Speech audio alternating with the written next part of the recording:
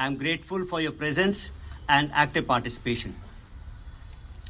At the outset, I want to express my deep respect for those who laid down their lives in line of duty and made the supreme sacrifice during the 1971 war. The victory would not have been possible without their sacrifices. Their martyrdom will continue to inspire generations of soldiers and citizens in this country as well as across the border.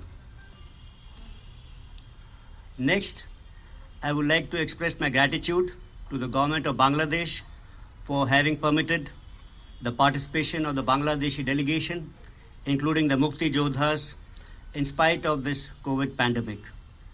In my view, the celebrations would have been incomplete without their active participation. The genesis of 1971 war and its outcome is well documented. The important moments of this war will be shortly recalled by all those who took part in the war. But having experience of last year, only I can say that two things that stand out are that there are a lot of commonalities in the Indian and the Bangladeshi perspective for the war.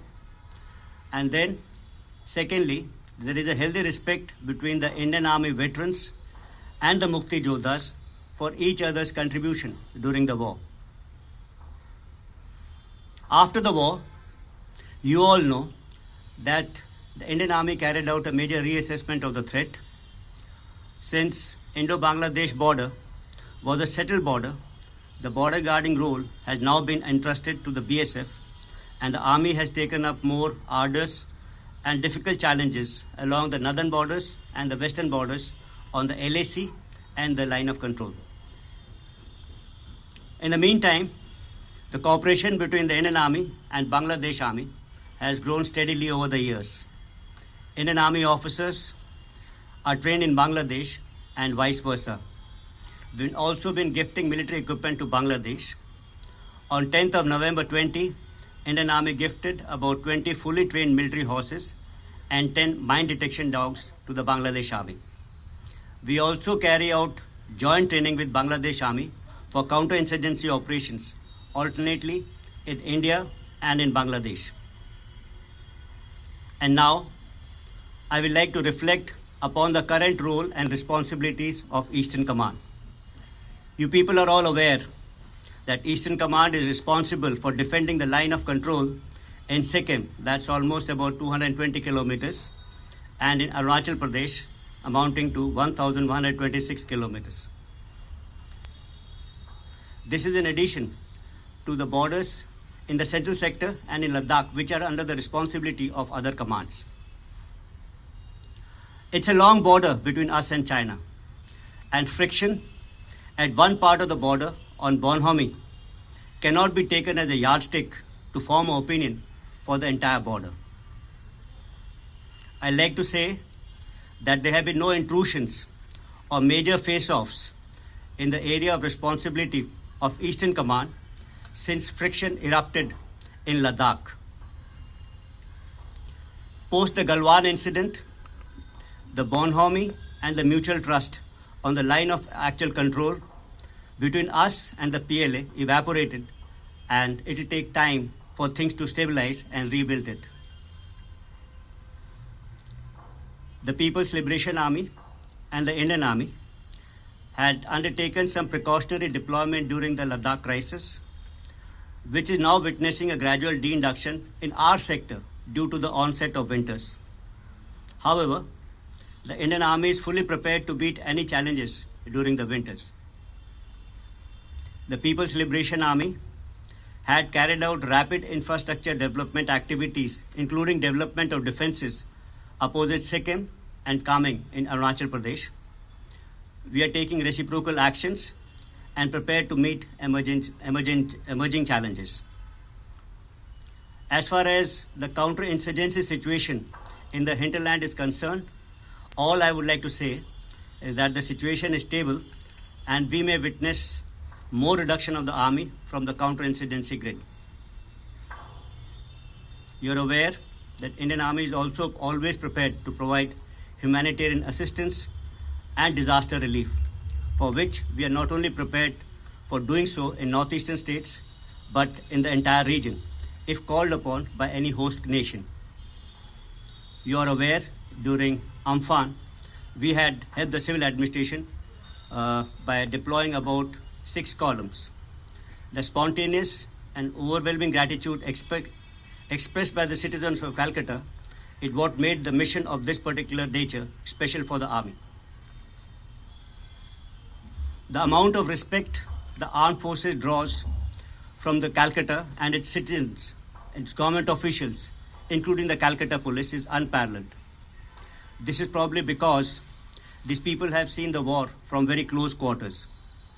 I urge upon the citizens of the country, especially West Bengal, to keep the memories of the war alive and pass it on to the next generation.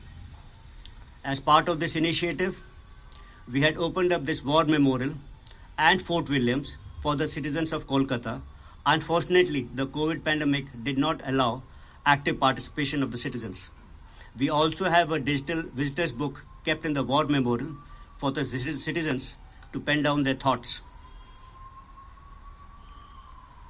A year from now, on 16 December 2021, the nation will be celebrating the 50th anniversary of the 1971 war, also known as the Great War of Liberation in Bangladesh. Nationwide, year-long celebrations have been planned as part of Swarnim Vijay Varsh in India and Mujib Barso in Bangladesh. A victory flame lighting ceremony as inaugural ceremony is being held at the National War Memorial. 4 flames, one for each cardinal direction, will be taken across the length and breadth of the nation and in Bangladesh by a tri-services team. So in a manner, today's celebrations not only celebrate the 49th anniversary of Vijay Diwas, but also marks the beginning of the Swarnim Vijay Varsh, that is next year. Thank you very much. Jai Hind, Jai Bangla. Now I would be open to questions, should there be some.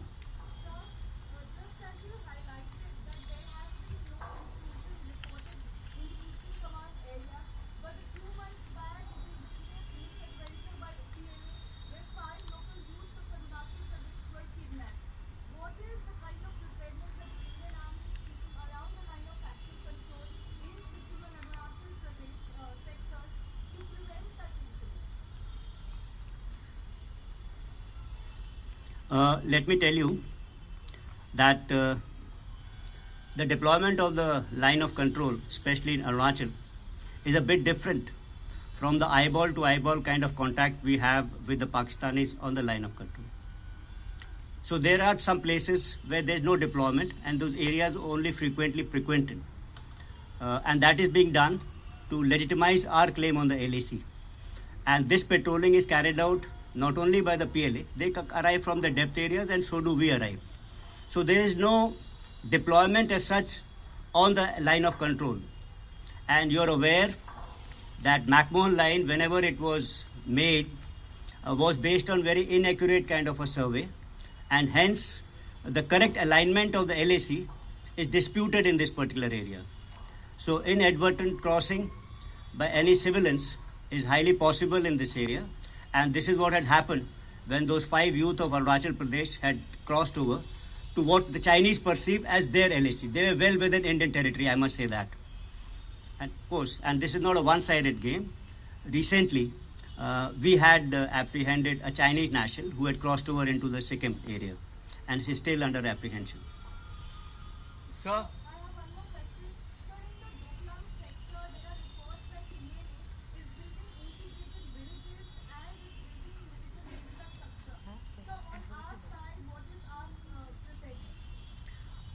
Let me tell you one thing.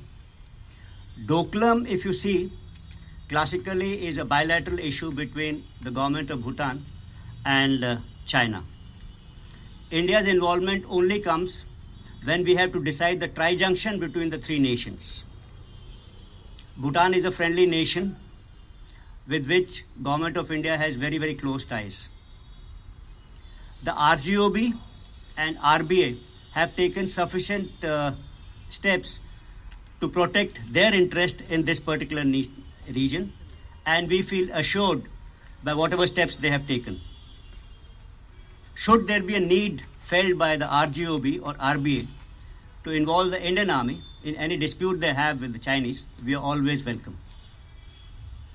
Yeah, there's a gentleman here. Sir, during the recent visit of the Army Chief to Nagaland, the Naga insurgents NSCN had issued a statement saying any counter-insurgency operations against their cadres in Manipur or Nagaland may lead to disastrous consequences and hamper peace talks. So how is Indian Army responding to this? We don't have to respond to this. You're well aware that we have a ceasefire agreement with the NSCN, and that's not new. It's almost till 1997. So it's almost more than 2 decades old. And we believe that the peace process is in the correct path, and the likelihood of breaking of ceasefire will not be from the Indian side in any case. Can you give a chance to some other people? Anyone else? Yeah, okay, the last question from you. Sir, because we are in a situation of standoff with China in the past several months, there are reports that suggest that there is a proposal to actually come up with a second mountain strike force which will be focused on Arunachal. Well, I would not like to exactly comment upon that, but there are enough plans which exist for movement of forces from the western borders in case of a contingency, which would tantamount to having a strike corps operational on the northern borders. I would say that, but exact thought process for raising of this corps, presently I don't think we have anything like that in mind. So one last question. Okay. Sir, as you say that in Arunachal area there has been, on Chinese side there has been a rapid development. How Indian Army and the government is preparing our side to combat, there any type of intrusion they would make, or any type of situation that might occur like Galwan or something. And in addition to that, you say that we have been de-escalating along the LOC. Do you feel that there is not similar such move on the other side of the border? Let me clarify this last point first.